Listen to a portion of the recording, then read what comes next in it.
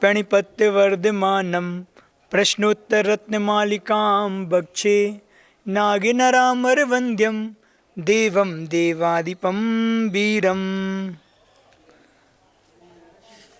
अपन विगत पिछले दिनों में 17वें नंबर की कारिका पढ़ी थी अपन ने, उसका उच्चारण कर लेते हैं, फिर उसके बाद आगे बढ़ेंगे।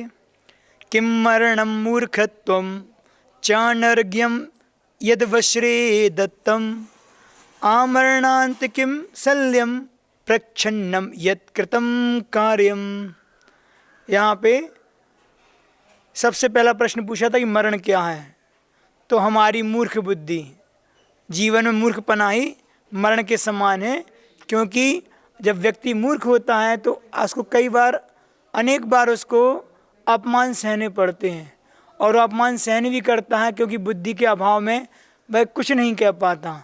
इसलिए निरंतर हमारे लिए विचार करते रहना चाहिए कि कैसे वो मेरे ज्ञान में वृद्धि हो, उसके लिए पुरुषार्थ बहुत जरूरी है।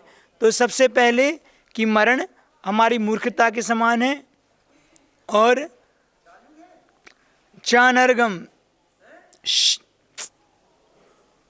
चानर्गम यद वश्रेव दत्तम। इसके बाद पूछा है कि बहुमूल्य क्या है। अनर्गम मतलब, अर्घ मतलब होता है मूल्य वाला, अनर्घ मतलब बहुमूल्य। ऐसे बहुमूल्य कौन सी वस्तु है, तो आचार्य महाराज कहते हैं यद अवसरे दत्तम, जो अवसर पर देने योग्य हो, मतलब समय आने पर जो दान दिया जाता है वह अपने आप में बहुमूल्य हुआ करता है। हर चीज़ समय की कीमत है, हर चीज़ में, चाहे भोजन पानी की हो, चाहे दान आदि की हो, चाहे सेवा की हो, किसी रूप में हो, तो उसमें हमारे लिए समय का हमेशा ध्यान रखने योग्य होता है। तीसरा, आम मरणात् किम शल्यम, मरण समय तक शल्य क्या है, तो आचार्य के इत अकार्यम, जो नहीं करने योग्य कार्य है वो अगर व्यक्ति करता है, गुप्त रीति से करता है, तो वह एक प्रकार से जब पाप होता है तो शल्य के रूप में जीवन में वो हमारे लिए चुपता रहता है। तो अपन ने मरण क्या है ये भी समझा था, और समय पे कौन कौन से कार्य करना चाहिए, किस किस ने काम नहीं किए समय पे, उसकी लाभ हानि किस रूप में है, तो वो चार ही चीज़ें अपन ने यहाँ समझी थी। अब और उसके बाद जो तीसरा प्रश्न था कि शल्य किस रूप में है, शल्य किसे कहते हैं, तो मेरे द्वारा जो अपराध हुआ हो, और अपराध होने पर उसका जो बोध होता है, तो वह कांटे के रूप में हमारी गलती चुभती है। कई बार जाने में अनजाने में बुद्धि अबुद्धिपूर्वक हमारे माध्यम से ऐसे कार्य होते रहते हैं, कई बार जानकर भी करते हैं, मुझे पता है गलत है फिर भी करते हैं। तो होने के बाद संसार में, हमने उस दिन कहा था, ऐसे कई लोग हैं जो पाप करने के बाद भी, और पाप करते रहते हैं, अंदर पश्चाताप के भाव नहीं आते। पश्चाताप के भाव नहीं आना, लेकिन कहीं ना कहीं धर्मात्मा की भी पहचान होती है कि गलती करने के बाद पश्चाताप के भाव भी आते हैं, तो प्रायश्चित नहीं ले पाते क्योंकि अंदर पश्चाताप के भाव हैं। लेकिन कहीं ना कहीं हमारी कसाय, ये अंदर का ये भय है कि जो मुझे स्वीकार करने को तैयार नहीं हो रहा कि मैं किसी गुरु के पास जाके उस प्रायश्चित कर लूँ उसका, तो वो हमें शल्य को चुभता है। बहुत से ऐसे हैं जो गलती भी हो जाती है, पश्चाताप भी करते हैं, और गुरु के सामने प्रायश्चित भी कर लेते हैं, तो उनकी सल अंदर से निकल जाती है। हमने एक दिन कहा था कि प्रायश्चित के अधिकारी संसार में मात्र गुरु होते हैं, कोई दूसरा अधिकारी नहीं होता। अपनी गलती का प्रायश्चित संसार में कोई दूसरा नहीं दे सकता, मात्र मेरे गुरु देते हैं। तो गुरु से क्यों? क्योंकि गुरु सबसे विश्वास पात्र होते हैं। वो अगर तुम उनसे कुछ कहोगे तो तुम्हारी गलती का ढिंढोरा नहीं पीटेंगे, ढिंढोरा नहीं पीटते कि तुमने ऐसा कर दिया। कोई टीवी चैनल पर नहीं निकलवाएंगे इनने ऐसी गलती कर दी, कोई न्यूज़पेपर में नहीं आएगा। क्यों? क्योंकि उनसे जो बात कही है वह उन तक सीमित रहती है। गुरु का पेट बड़ा होता है, इसलिए अपने सारे, और ये बात भी है कि दूध का धुला संसार में कोई नहीं है। अगर आज हम भगवान नहीं बने तो कहीं ना कहीं गलतियाँ ही तो करते आ रहे हैं जीवन में, और गलतियाँ नहीं करते तो भगवान कब के बन गए होते। तो हमारा अतीत तो सारा काला ही है, तो उस पाप को हम कैसे धोते हैं? गुरु के माध्यम से। एक लाइन पढ़ी थी, बस एक खता की है राह शौक में, मंजिल तमाम उम्र हमें ढूंढती रही। हम जीवन के किसी पड़ाव में ऐसी गलतियां करते जाते हैं कि हमें पता ही नहीं चलता, और फिर जब तक हम समझते हैं तो जब मंजिल हमसे बहुत दूर चली जाती है। इसलिए समय से पहले अपनी गलती का एहसास हो जाए, हम उसका प्रायश्चित पश्चाताप कर लें, तो आने वाला जीवन तो सुखद रहेगा। इसलिए हमेशा कभी, और बहुत अच्छी बात, हम गुरु के पास आके अपनी प्रशंसा तो खूब करते हैं, अपनी प्रशंसा बहुत बताते हैं, हम में एक गुण है, हम ये करते हैं, या हमारे पास ये खूबियाँ हैं, लेकिन कभी हम अपने अवगुण नहीं बताते, कभी हम अपने पाप का प्रक्षालन नहीं करते, कभी हमने पाप को नहीं बताया कि हम ऐसे पाप करते हैं। और गुरु से अपनी प्रशंसा भले एक बार नहीं करना, लेकिन अपने पाप को हमेशा कहना कि मैं ऐसा पापी हूँ। अपने पाप को कहने से हमारे जीवन में विकास होता है, क्योंकि हमने अभी कहा कि गुरु के माध्यम से ही पाप हमारे दूर होते हैं। एक लाइन थी, पारा पछता ना कभी, पारा पछता ना कभी और न पछता पाप, पारा पछता ना कभी और न पछता पाप, खुद और खुदा से कभी छुपी न कोई बात। न खुद से कभी और न खुदा से, भगवान से हमें हमारी कोई बात छुपती नहीं है। आप कितने ही छुपाओ, लेकिन अपने आप से नहीं छुपा पाओगे। और अगर थोड़ा भी जीवन में धर्म होगा तो कहीं ना कहीं ये मन में भाव तो आएगा कि कैसे ऐसे हम इसका निकाल लें, क्योंकि कसाय का बड़ा रूप सल है। कसाय कम चुपती है, लेकिन सल ज़्यादा चुपती है। फिर आप कोई भी कार्य करने को जाओगे, बार बार मन में भाव आते हैं कि ये तो पाप कर लिया और अब हम अच्छा काम करने जा रहे हैं, तो वो काम हमें सफलता नहीं दे पाएगा, कभी हम सफल नहीं हो पाएंगे। इसलिए हमारे जीवन की सफलता बनी रहे, इसलिए अगर कोई पाप हो जाता है तो कोई बात नहीं, पाप सबसे होता है, लेकिन पाप का शोधन भी होता है। इंसान वही जो अपनी गलती का एहसास करके उसको, अपनी गलती को स्वीकार करके उसका प्रायश्चित कर ले, तब वह इंसान की कोटि में आता है। नहीं तो फिर वो शैतान है कि गलती पे गलती करता रहे और अपनी गलती का एहसास भी ना करे।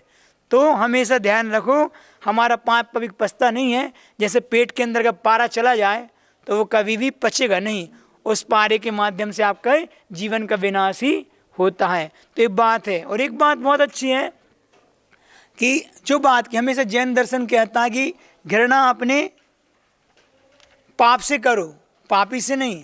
हमने जो पाप किया है उसके प्रति गिलानी के भाव होना चाहिए कि मैं, धिक्कार है कि मैंने गलत किया। अपने आप से कभी मत करो गिलानी, क्योंकि हमारे पास बहुत सी क्षमताएं, संभावना है अपने जीवन को आगे ले जाने के लिए, अच्छा करने के लिए। और ऐसे इतिहास में बहुत से महापुरुष हुए हैं जिन्होंने पूर्व में गलतियां की, लेकिन गलतियों को सीख लेकर सुधार किया और अपना कल्याण भी कर लिया। एक कहानी आपको सुना दे रहा है, बहुत अच्छी कहानी है कि एक राजा थे। वह राजा वन में कीड़ा करने जा रहे थे। जाते जाते वह रास्ते में कहीं भटक जाते हैं। जिस प्रकार संसारी प्राणी है ना, सही मार्ग पर चलते चलते भी अचानक भटक जाते हैं। सम्यक दर्शन प्राप्त करने के बाद भी हमारा संसार अर्धपुद्गल परावर्तन काल तक बना रह सकता है, मतलब इतने काल तक वह जीव भटक सकता है सम्यक दर्शन प्राप्त करने के बाद भी। अर्धपुद्गल परावर्तन काल कितना है, तो उसमें भी असंख्यात 24 ही निकल जाएं, इतना बड़ा है। तो वह राजा भी सही मार्ग पर था, लेकिन मन की चंचलता होने से वह जंगल में भटक गया। मन अगर एकाग्र रहता है तो रास्ता भी सही सही दिखता है, और मन कहीं अगर चला जाता है तो रास्ता भी हमारा कहीं ना कहीं चला जाता है। तो रास्ता दिखते हुए वह हमें देखने में प्रतीत नहीं होता। यहाँ बैठे बैठे सुन रहे हैं, सुने नहीं सुन रहे, लेकिन पता नहीं कि कब मेरा मन कहाँ चला जाए, कब घर में चला जाए, दुकान पे चला जाए, कहीं ना कहीं चला जाता है, क्योंकि मन बहुत चंचल है। मन और ये मन सुन, मतलब कहते हैं ना कि सुनते हुए भी सुनाई नहीं देता। फिर हम सुन रहे हैं लेकिन मन हमारा और कहीं है। ऐसे ही कल हमने एक बात कही थी विद्यार्थी जीवन की, कि विद्यार्थियों को अगर जीवन सफल होना है तो सबसे ज़रूरी एकाग्रता। तो वह एकाग्रता कैसे आती है, मन के माध्यम से तो आती है। अगर मन एकाग्र है तो वो हमारे लिए बहुत जल्दी याद हो जाता है और हमारी सफलता के चांसेस बहुत बन जाते हैं। तो वह राजा भी जो था वह भटका, जंगल में भटका, और ऐसे भयानक जंगल पहुंच जाता जहां कोई मनुष्य नहीं पहुंच पाता। तो ऐसे ही जंगल के गड्ढे में वह घोड़ा के साथ गिर गया, घोड़े पे था। तब ख्याल आता है कि ये जीव भी अनादिकाल से गड्ढे में पड़ा हुआ है और राग देश के साथ हम निकलना चाह रहे हैं। अनादिकाल से संसार रूपी गड्ढे में हम जैसे प्राणी ये पड़े हैं और हम निकलना तो चाहते हैं, लेकिन काय के साथ, राग देश के साथ निकलना चाहते हैं। इसलिए आज तक हम उससे बाहर नहीं निकल पाए। तो शरीर से हम इतना प्रेम है, क्योंकि सबसे ज़्यादा प्रेम किससे मुँह है, अपने शरीर से, कि आधी रात को भी अगर कुछ हो जाए ना तो तुरंत डॉक्टर, अस्पताल दिखती है, तुरंत हम उपचार करने के लिए सोचने लगते हैं। इसलिए आचार्य कहते हैं कि शरीर 3 कारणों से सूखता है। एक है बीमारी से, दूसरा टेंशन से, तीसरा तपस्या से। कौन कौन से? शरीर 3 कारणों से सूखता है, एक बीमारी से, एक टेंशन से और तीसरा तपस्या से। 2 जो कारण हैं, बीमारी और टेंशन, तो संसार का ही कारण है, उसमें सुखाने से हमारा अलाभ है। लेकिन तपस्या के माध्यम से अगर शरीर को सुखाते हैं तो इससे मेरा लाभ होता है, क्योंकि इसके माध्यम से हम जगत पूज्य बन जाते हैं। बनते नहीं बनते? बनते हैं। तो राजा सोच विचार करके गड्ढे से बाहर निकलने लगा। पूरे शरीर में घाव आदि बन गए थे, पूरा शरीर छिल गया था, गड्ढे में गिरा।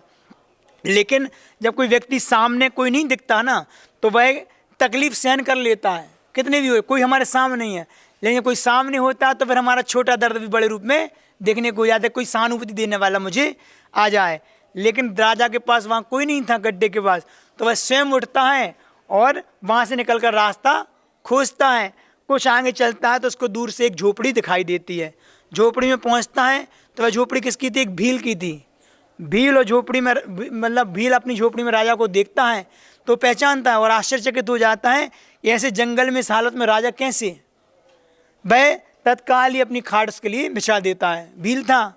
अब जैसे खाट बिछाता और बैठते ही अपनी एक पुत्री से पानी लाने के लिए कहता है, और जैसे ही उसकी पुत्री को आवाज़ लगाता है, उसकी बेटी पानी लेकर आ जाती है और राजा उसको देखकर अपनी सारी वेदना भूल जाता है। देखो, उसकी पुत्री को देख के वह सारी वेदना भूल गया, जो पानी लाया था पानी पीना भी भूल गया।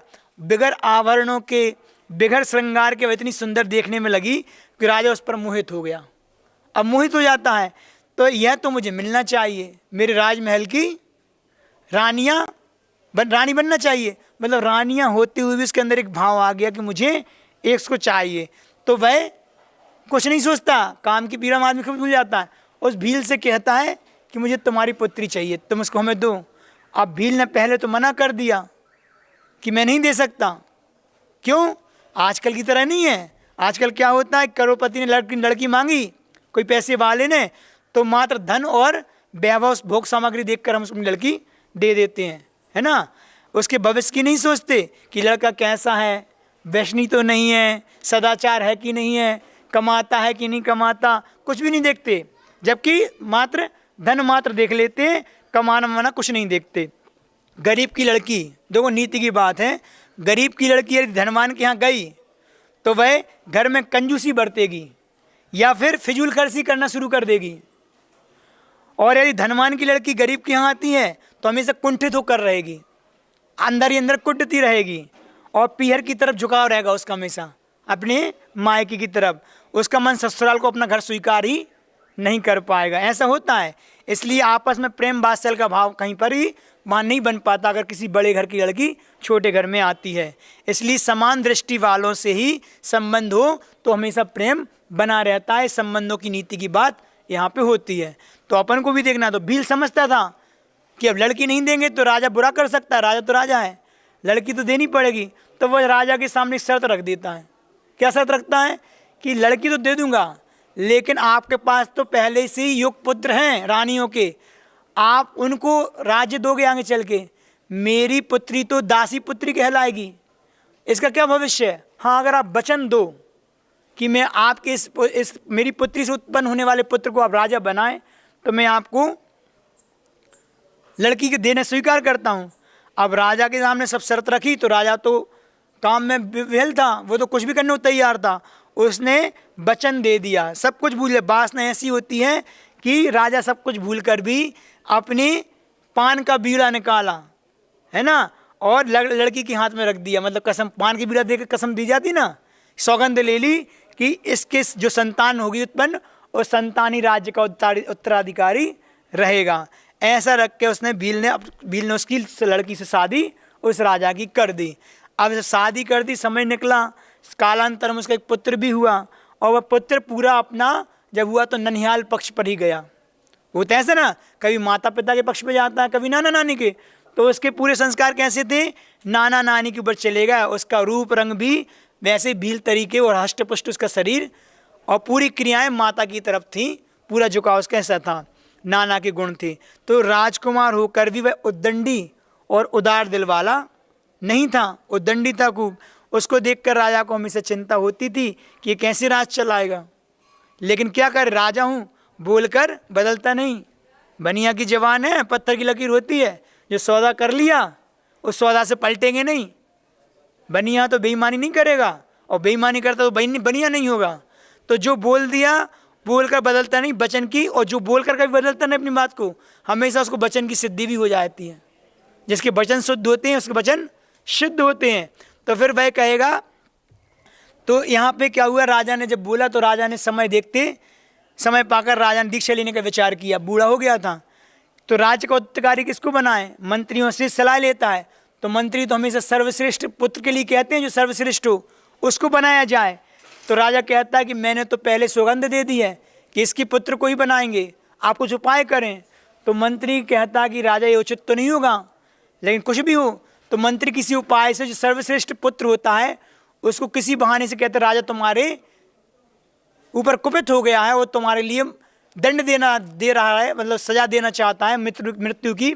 तुम एक काम करो, तुम राज्य से बाहर चले जाओ। तो मंत्री की सलाह पाकर वह जो राजकुमार था उसने सोचा मेरे कर्म का उदय है, मुझे लिए अभी राज छोड़ना चाहिए, तो राज से उसको छुड़वा देते हैं। अब यहाँ पे राजा अपने उस पुत्र को राज देकर दीक्षा के लिए चले जाते हैं। अब जैसे ही लक्ष्मी मिली उसको, तो वह उद्दंडी तो था ही, प्रजा उससे त्रस्त हो गई। प्रजा को वह किसी रूप में भी नहीं देखता था, तो अपने पाप का जीवन जीने में वह तैयार रहता था और पीड़ित करने लगा, पूरी जनता को पीड़ित करने लगा। जब राजा ही तोल कर देने लगे, नीति है, जब राजा ही तोल कर देने लगे तो प्रजा कभी सुखी नहीं रह सकती। राजा यदि माप कर दे तो कोष हमेशा खाली ही रहता है। राजा को हमेशा मुक्त हस्त से देना चाहिए अपनी प्रजा के लिए, ये नीति वाक्य आता है। तो खजाना फिर कभी खाली भी नहीं होता उस माध्यम से। राजा के पक्ष में अगर प्रजा हो तो प्रजा राजा को चाहती है। जब राजा प्रजा पर अत्याचार करने लगे तो पिलकर राजा भी उससे पद से उतार देता है। उसने खूब अत्याचार किए, उसने खूब टैक्स आदि लगा दिए, घर की बहू बेटियां मतलब सुरक्षित नहीं थी, सबको असुरक्षा लगने लगी। तो फिर प्रजा ने सोचा कि कैसे बने इस राजा को राज्य से बाहर करना है, लेकिन पहले दूसरा राजा तो खोज रहे हैं जो मंत्री ने उसको देश से बाहर निकाला था। तो प्रजा ने सब मिलकर उस श्रेष्ठ राजकुमार को खोजते हैं, और जब मिल जाता है तो उसके माध्यम से उस गद्दी से नीचे उतार के उसको राज्य के सिंहासन पर बिठा देते हैं, और उस राजकुमार को जंगल के बाहर स्थान दे देते कि तुम जो नया राजा, पुराना राजा था, उसको जंगल में स्थान दे दिया। अब वो जंगल में रहकर तो वो तो वैसे बिगड़े थे, और ज़्यादा डकैती आदि करने लगे, बलात्कार आदि करने लगा, और पूरी जनता को परेशान करने लगा। यहाँ पे जब वो नया राजा बना तो नए राजा से सारी प्रजा सुखी हो गई। वो पूरा ध्यान रखता, रात को भी नगर के भवन में चला जाता, और प्रजा को सुख दुख जो देखता उनको सुन के उनको दूर करने का प्रयास करता। प्रजा भी बहुत खुशी रहती उसके माध्यम से। तभी प्रजा ने जब देखा कि मेरा राजा मेरे बारे में इतना सोचता है, इतना सब कुछ है, तो मिलकर ने योजना बनाई कि इसकी भी शादी कर दी जाए, क्योंकि राजमहल में अगर एक रानी आ जाएगी तो राजमहल में और नगर में एक रौनक आ जाएगी। होता भी ऐसा है, यह बात पुरुष वर्ग जानता है कि अगर घर में स्त्री आ जाती है तो इससे चहल पहल बढ़ जाती है। और कभी कभार अगर ऐसा भी होता है किसी कारण से अगर रूठ जाए या नाराज हो जाए तो पुरुष वर्ग क्या करते हैं, उसको आभूषण और क्या बोलते हैं साड़ी आदि के माध्यम से खुश कर देते हैं। तो घर में फिर से एक वातावरण प्रेम का, प्रसन्नता का बन जाया करता है। तो घर में स्त्री के रहने से रौनक रहती है। तो प्रजा ने भी शादी कर दी, एक सेठ की स्त्री से, लड़की से शादी उसकी पक्की कर दी। शुभ मुहूर्त आदि देख के उसका विवाह निश्चित हुआ। मित्र मंडली जितने भी थे, राजा के राज्य के लोग थे, सब शादी की तैयारियों में व्यस्त हो गए। यहाँ पे जो पुराने राजा को देश से निकाला था, दुश्मनी तो थी उसके अंदर कि इसके कारण मुझे राज से निकाला। उसने सुना कि राजा की शादी होने वाली है, तो वो अपने मित्रों से कहता है कि इससे तो मेरी शादी होना चाहिए, क्यों, राजा तो मैं था। तो वो उनके मित्र कहते तुम कहाँ, वो नया राजा कहाँ, उसी को स्त्री मिलेगी। वो कहता है कि तुम लोग सहयोग करो तो ठीक है, वो कहता है कि तुम्हें नहीं मिलने वाली। तो वो कहता तुम सहयोग मत करो, लेकिन मैं तो प्राप्त करके रहूँगा। हठाग्रह था। अब जब शादी का दिन करीब आया, शादी वाले दिन में जब मंडप लगने वाला था, तो वो भील पुत्र जो राजा पहले बना था वो गया और मंडप से क्या किया, देखा कि वहाँ बैठी दुल्हन और दुल्हन को उठा के वो वापस अपने कंधे पे उठाता है और सबके सामने ले जाता है। सारे मंत्री राजा आदि इसको देखते रहते हैं, वो निकल जाता है। अब वो जो दौड़ लगाता है, भागता है, तो वो तो उसका हष्टपुष्ट शरीर था और शरीर में उसके बहुत बल था। वो कंधे पे ले जा रहा था दुल्हन को, पीछे सैनिक लग गए। अब जैसे ही मुड़ मुड़ के देखता है तो सैनिक बहुत पास पास आने लगे। उसने देखा कि सैनिक मेरा पीछा कर रहा हूँ, मुझे पकड़ लेंगे, कुछ उपाय किया जाए। अब जब ये स्त्री हमारी नहीं हो सकती तो किसी की नहीं हो सकती, ऐसा सोच के उसने उसको उतारा और उसको बेरहमी से मार दिया। इतना क्रूरता थी इसके अंदर, उसके गले को काट दिया और फेंक दिया और दौड़ लगा के चला गया। और जब वो चला गया तो उसको दौड़ने में सहूलियत हो गई। देखो ईर्ष्या क्या नहीं कराती, ईर्ष्या के ही परिणाम है कि हमारे लिए नरक और निगुत की यात्रा पर ले जाती है। अंदर से ईर्ष्या के भाव तो कि मेरी नहीं हो तो किसी की नहीं हो सकती। दूसरे का हित सोचने वाले का कभी भी हित नहीं हो सकता। लेकिन मूर्खता में हम दिन में कितनी सैकड़ों बार भी हम दूसरे के बारे में सब करते रहते हैं, सोचते रहते हैं। उसका फल हमें क्या मिलता है? पाप के अलावा कुछ भी नहीं मिलता। धर्म क्षेत्र में आकर भी ईर्ष्या परिणाम से तीव्र पाप का बंध होता है। यहाँ आके भी अपन ईर्ष्या आदि करते धर्मात्माओं से, साधर्मियों के प्रति। सामायिक में बैठकर सोचना, हमें डेली सोचना भी चाहिए कि दिन भर में हमने बिना प्रयोजन के कितना सोचा, कितना बोला, कितना किया, खाया पिया, कितनी चीज़ें की हैं, इसमें हमने कितने पाप का बंध किया। तीव्र पाप का बंध होता है। तो वह लड़की को मारकर भागता है और खाली मतलब हो जाता है तो बहुत तेज दौड़ता है। तो दौड़ते दौड़ते वो जंगल में एक जगह जाता है तो दूर देखता है कि मुनिराज बैठे हैं और उनके पास चला जाता है और जाके मुनिराज से कहता है कि पीछे सैनिक लगे हैं और मरण निश्चित है। अब मुझे थोड़ी सी अपने आप में ग्लानि हो रही है, कुछ ना हो तो आप मेरा कल्याण कर दें। मुनिराज देखते हैं कि भव्य प्राणी हैं, भले आज कुकर्मों में पाप में लिप्त है। कहते कुछ मत करो, जाओ केशलंज करो, मौन जाके बैठ जाओ। कपड़े उतारे, ओम नमः सिद्धि किया, पंचमुष्टि केशलंज किए, वज्र सब नारा सैनन कर धानी था ही वो, और वहाँ जाके बैठ गया केशलंज करके हाथ पे हाथ रख के। पीछे से राजा और राजा के सैनिक आते हैं, देखते हैं अभी तो ये गलत काम करके और यहाँ पे मुनिराज बन गए। राजा का मन नहीं करता कि इसको कुछ कहें, उल्टी नमस्कार करते हैं और सैनिकों से कहते हैं कि इसको नमस्कार करो, ये मुनिराज बन गए। राजा सम्यक दृष्टि था और सैनिक कहते इसने तो अभी अपना इस गलत काम किया और आपको नमस्कार करो। लेकिन राजा के कहने से वो सब तैयार हो जाते हैं, नमस्कार करते हैं, नमस्कार करके सब चले जाते हैं। मुनिराज जब बाद में देखते सब चले गए तो उन आपने जो गुरु से दीक्षा ली थी उनसे पूछते हैं, भगवान आपके कारण आज मेरे प्राण बच गए, आगे बताइए मुझे क्या करना है। तो मुनिराज कहते हैं कि अब कुछ नहीं करना, तुम्हारा जीवन मात्र 3 या 7 दिन का शेष रह गया है, अब तो तुम्हें अपने आत्म कल्याण करना है। वो तुरंत संकल्पित होता है और बीच जंगल में, घने जंगल में जाके ध्यान में आरूढ़ हो जाता है। और जैसे यहाँ ध्यान में आरूढ़ होता है और वहाँ क्या देखता है कि जो स्त्री का जीव था जिसको उसने मारा था, वह मर के वैतरणी बनती है अपने कर्म, और वैतरणी बन के वह अपने कुअवधि ज्ञान से देखती है कि मेरे ऐसा कैसा हुआ मेरे साथ। तो पता चलता है कि उस व्यक्ति ने हमारे लिए मारा था। अब बदले के परिणाम लेके वो यहाँ आई और उन मुनिराज के पास बैठ गई। और जैसे ही बैठी तो देखा कि ये तो मुनिराज बन गए हैं। हाँ, अब मैं इनका बिगाड़ कर सकती हूँ। क्यों? पहले मैं अबला थी, ये सबला थे, आज मैं सबल हो गई हूँ, क्यों व्यंतर बन गई थी, व्यंतरणी बन गई। तो अब मैं इसका अपना परिणाम, उसका बदला इससे अवश्य लूँगी। लेकिन अंदर से आत्मा बोलती मुनिराज बन गए, बहुत पाप लगेगा, लेकिन अंदर की कसाई बोलती कि मुझे बदला तो लेना ही है। देखो, व्यक्ति को बदलते देर नहीं लगती। हम अपनी धारणा में से बनाए रहते हैं कि अगर कोई बुरा है तो बुरा ही रहे। अंजन चोर, हमने उस दिन कहा था अंजन चोर मोक्ष चले गए, लेकिन हम अभी भी उनको चोर के नाम से ही जान रहे हैं। सुदर्शन सेठ का बताया था, सबका बताया, वो आज सब कल्याण करके वहाँ चले गए, लेकिन हमको पूर्व पर्याय के रूप में ही हम उनको याद करते रहते हैं। उनकी प्रसिद्धि चोर के रूप में ही आज तक, कि अंजन चोर की कहानी। तो अपन को देखना है संसार में की दृष्टि हमेशा दोषों पर अधिक होती है, गुणों पर कम हुआ करती है। गुणों पर दृष्टि चली जाए तो हम धर्मात्मा बन जाएं। तो वह जो स्त्री का वैतरणी बनी, उसने सोचा इससे बदला लेना है, और उस बदले को लेने के चक्कर में उसने, जब उसकी आत्मा नहीं मानी तो उसने अपनी मन की कर ली। क्या कर लिया उसने? उसने उस एक चील का रूप धारण किया और अपनी चोंच को लोहे का बनाया, लोहे की चोंच बना के इसके पास आई और इसको फिर खाना शुरू कर दिया। तरह तरीके से इसके शरीर को लौचा। और ये मुनिराज तो ध्यान में आरूढ़ हो गए थे, इनको भेद विज्ञान हो गया था, सही गलत की पहचान हो गई थी। तो अब शरीर और आत्मा से जब भिन्नता प्राप्त हो ना, तो शरीर में कष्ट जैसे नहीं लगते। उनको भी पूरा सहन किया।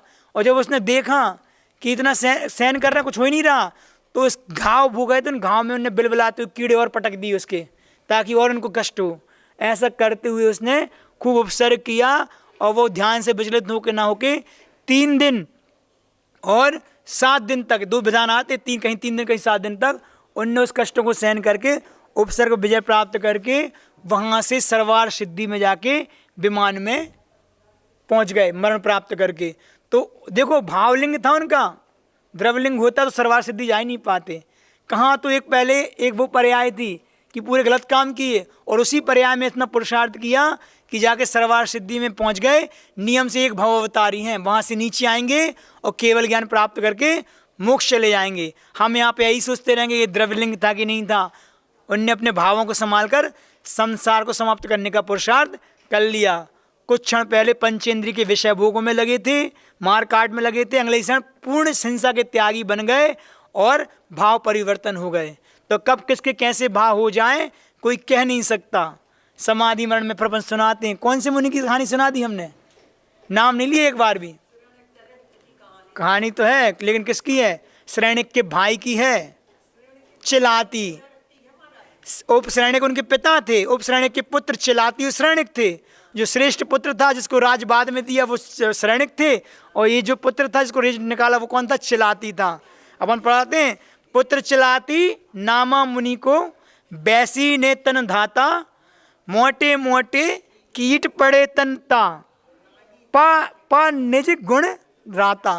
अर्थात इन परिसय और इनकी मुनियों की कथा को सुनने से हमें चिंतन करने चाहिए कि अपने भी अपने पास बल वीर्य है, बुद्धि है, हम चाहे तो पाप का जीवन छोड़ के पुण्य के और ऐसी निर्जरा का कारण बना के हम भी अपने अपने आत्मा कल्याण कर सकते हैं। कर्मों को सहन करने से हमारे जीवन में समता आती है।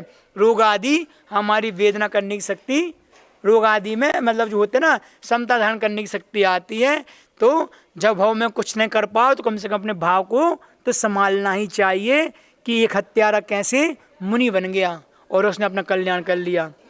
ये हमने कहानी क्यों सुनाई है? एक कहानी क्यों सुनाई है कि शल्य के रूप में जो हमारे जीवन में शल्य काम करती है, उस शल्य से हम कैसे उठें तो अपने पाप का शोधन गुरुओं के माध्यम से करके अपने आत्म कल्याण कर सकते हैं। तो ये बात हमने आपको बता दी। अपराध क्योंकि हमारा छुपता नहीं है, समय पे उजागर हो ही जाता है। जिस प्रकार अगर आप पानी में गंदगी करो तो ऊपर उछल के आ ही जाती है। तो इतनी बात हमने कह के अपनी बात आपको रख दी। बात समझ में आई ना? हमने तो आज कहानी के माध्यम से इसको पूरा कर देंगे, कल अपन नई कारिका के साथ उठेंगे। बहुत अच्छी लाइन है, अहो पुण्य योग से महान दुर्लभ वस्तुएं भी सुलभ हो जाती हैं। पुण्य के योग से महान दुर्लभ वस्तुएं भी सुलभ हो जाती हैं।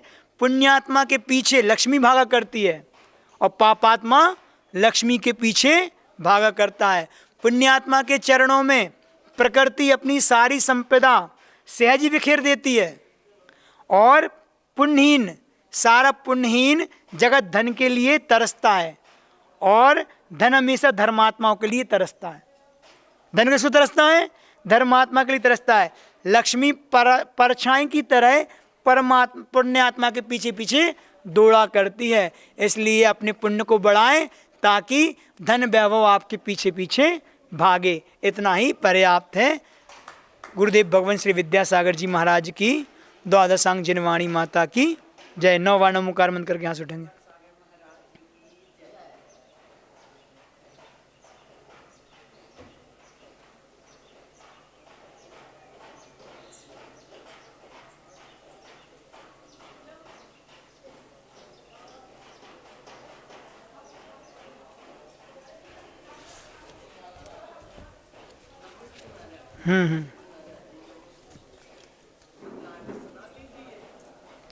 अब क्या क्लास खत्म होगी ना अपनी?